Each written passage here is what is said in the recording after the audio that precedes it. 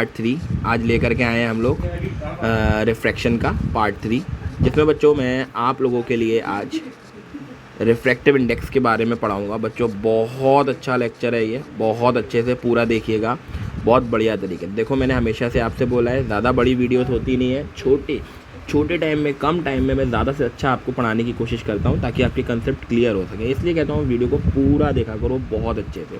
10 से 15 मिनट की वीडियो होती है, बस आपका सारा क्लियर हो जाता है कंसेप्ट। ठीक है, ज़्यादा टाइम नहीं लेता हूँ मैं आप लोगों का। तो बच्चों रिफ्रैक्टिव इंडेक्स की अगर आप बात करते हो, जैसा कि प्रीवियस वीडियो में मैंने आप लोग को बताया था कि रिफ्रैक्टिव इंडेक्स क्या होता है, देखिएगा आप यहाँ से। ये मैंने रिफ्रैक्टिव इंडेक्स बताया था बच्चों आप लोगों को। ये होता है रिफ्रैक्टिव इंडेक्स, दिस कांस्टेंट, जो कि स्नेल्स लॉ ने बताया था। इसलिए कहता हूँ एक बार प्रीवियस वीडियो जरूर देखा करो। रिफ्रैक्टिव इंडेक्स जैसे sine i upon sine r, ये स्नेल्स लॉ के अकॉर्डिंग था रिफ्रैक्टिव इंडेक्स, जो आपको नेचर ऑफ मीडियम के बारे में बताता है।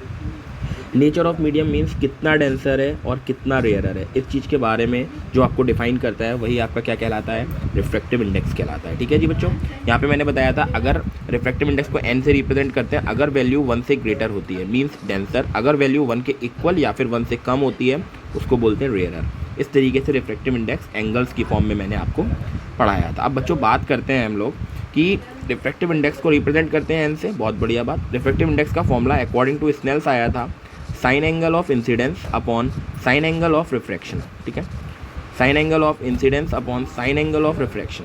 जैसा कि बच्चों आप लोग जानते हो कि इस तरीके से हम लोग एक लाइट को लेते हैं, यहाँ से हम लोग ने एक इंसिडेंट रे डाली और ये हमारा एक नॉर्मल आ गया। ठीक है, ये हमारा एक नॉर्मल आ गया। अब आपको पता है ये नॉर्मल है, ये आपकी इंसिडेंट रे है, ये आपका पॉइंट ऑफ इंसिडेंस है।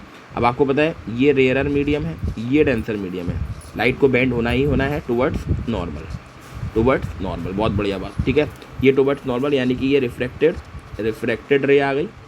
अब ये एंगल जो गया बच्चा, दिस इज आई, एंड ये एंगल जो गया this is r, very important, आपको सबको पता है। अब ये रेयरर मीडियम, डेंसर मीडियम, अब ये रेयरर और डेंसर मीडियम में क्या होता है, अब ये जो या जी इंसिडेंट रे जो आई है ये क्या है, एक तरीके की आप लोग बताओ, लाइट। अब अगर लाइट है तो लाइट की होती है बच्चा स्पीड, लाइट की क्या होती है आप लोग बताओ, स्पीड। लाइट की स्पीड ऐसा माना जाता है कि आप अगर वैक्यूम की बात करते हो तो वो होती है 3 × 10⁸ मीटर पर सेकेंड। ये होती है लाइट की स्पीड वैक्यूम में या फिर एयर में, ऐसा माना जाता है, या फिर स्पेस में, है ना जी। ठीक है, इन मीडियम्स के अंदर जो लाइट की स्पीड रहती है वो रहती है 3 × 10⁸ मीटर पर सेकेंड। बहुत बढ़िया बात, ये चीज़ क्लियर हुई। लेकिन बच्चों जब हम डेंसर मीडियम के अंदर आते हैं, जब हम डेंसर मीडियम के अंदर आते हैं तो डेंसर मीडियम में क्या होता है, डेंस होता है। यहाँ पर डेंस मीन्स यहाँ पे थोड़े से पार्टिकल्स होते हैं, यहाँ पे क्या होते हैं, पार्टिकल्स। अब लाइट जब अंदर ट्रैवल कर रही है, लाइट जब अंदर ट्रैवल कर रही है तो आपको पता है यहाँ पे पार्टिकल्स हैं। अब पार्टिकल्स से यानी कि ऐसा मान लो ऐसे करके है, यहाँ पे पार्टिकल्स हैं ना। अब लाइट अंदर ट्रैवल करी तो लाइट को थोड़ा सा यहाँ पे डिस्टर्बेंस आएगा। क्यों? क्योंकि ये पार्टिकल्स इस लाइट को क्या करेंगे, जरा बताओ आप, थोड़ा सा डिस्ट्रैक्ट करेंगे यार, करेंगे ही करेंगे। क्यों? क्योंकि जो भी पार्टिकल्स हैं, जिस भी मीडियम के पार्टिकल्स हैं, जस्ट लाइक मान लो आप वाटर है तो वाटर पार्टिकल्स होंगे। अब वाटर पार्टिकल स्पीड को क्या करने की कोशिश करेंगे, हल्का सा स्लो करने की कोशिश करेंगे। ठीक है, तो इसके बेसिस पर भी एक रिफ्रैक्टिव इंडेक्स का फॉर्मूला आता है जो आप लोग को ध्यान रखना है हमेशा से। बच्चों refractive index is equals to, ध्यान से देखिएगा, speed of light in air यानी कि vacuum upon speed of light in medium, speed of light in medium. ये बच्चों फॉर्मूला होता है किसका, आपका रिफ्रैक्टिव इंडेक्स का। Means n is equal to v of air upon v of medium. ये होता है बच्चा जी रिफ्रैक्टिव इंडेक्स, ध्यान रखेंगे आप लोग बहुत अच्छे से। ठीक है, refractive index of upon speed of air upon speed of medium, इन दोनों का रेशियो क्या कहलाता है, रिफ्रैक्टिव इंडेक्स। इसकी कोई यूनिट नहीं होती, नो यूनिट, इसकी कोई भी यूनिट नहीं होती, बिकॉज ऑफ ये कांस्टेंट है, ये एक कांस्टेंट है, इसलिए इसकी कोई भी यूनिट नहीं होती। आई होप आप लोग को बहुत अच्छे से रिफ्रैक्टिव इंडेक्स थोड़ा क्लियर हुआ होगा। ठीक है, पक्का क्लियर हो गई ये चीज़। तो रिफ्रैक्टिव इंडेक्स इस तरीके से हम लोग देखते हैं, बहुत बढ़िया बात। अब रिफ्रैक्टिव इंडेक्स क्या बताता है, जरा देखिएगा।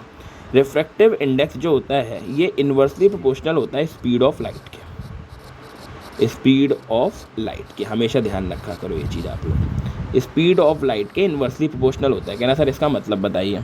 एक्चुअल बच्चों ये होता है कि जहाँ स्पीड सबसे ज़्यादा, जहाँ पर स्पीड सबसे ज़्यादा वहाँ पर रिफ्रैक्टिव इंडेक्स सबसे कम, आप याद रखेंगे, और जहाँ पर स्पीड सबसे कम वहाँ पे रिफ्रैक्टिव इंडेक्स सबसे ज़्यादा, आप हमेशा ध्यान रखेंगे। जैसे मान लो मैं एयर की बात करता हूँ, एयर की अगर आप बात करो तो आप कहोगे आप स्पीड बताइए, तो आप कहोगे सर स्पीड होती है 3 × 10⁸ मीटर पर सेकेंड। अब आप देखो स्पीड है 3 × 10⁸ मीटर पर सेकेंड, यानी कि स्पीड सबसे ज़्यादा है। अगर स्पीड सबसे ज़्यादा है तो एयर का रिफ्रैक्टिव इंडेक्स जो होगा वो कैसा होगा, अपने आप बताओ आप लोग, डाउन, यानी कि कम होगा। समझने की कोशिश कर रहे हो ना आप लोग।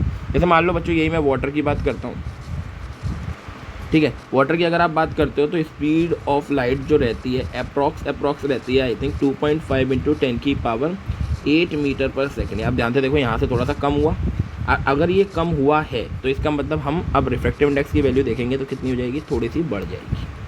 क्यों? क्योंकि मीडियम चेंज हुआ, मीडियम वाटर हुआ ना, तो ये डेंसर मीडियम हुआ, ये डेंसर मीडियम हुआ, और ये कैसा मीडियम है आप लोग बताओ, ये रेयरर मीडियम है। तो भाई रेयरर मीडियम और डेंसर मीडियम में फ़र्क तो होगा, तो स्पीड ऑफ लाइट चेंज होगी। आप समझ रहे हो ना बात को। इस तरीके से रिफ्रैक्टिव इंडेक्स की कहानी देखी जाती है, समझ रहे हो ना बात को। तो बच्चों जहाँ रिफ्रैक्टिव इंडेक्स आप याद रखेंगे, जहाँ पर स्पीड ज़्यादा वहाँ पे रिफ्रैक्टिव इंडेक्स कम, और जहाँ पे स्पीड कम वहाँ पे रिफ्रैक्टिव इंडेक्स ज़्यादा। इस तरीके से चीज़ों को आप लोग देखते हो। आई होप रिफ्रैक्टिव इंडेक्स का जो कंसेप्ट है थोड़ा थोड़ा आप लोगों के क्लियर हुआ होगा, समझ गए ना बात को।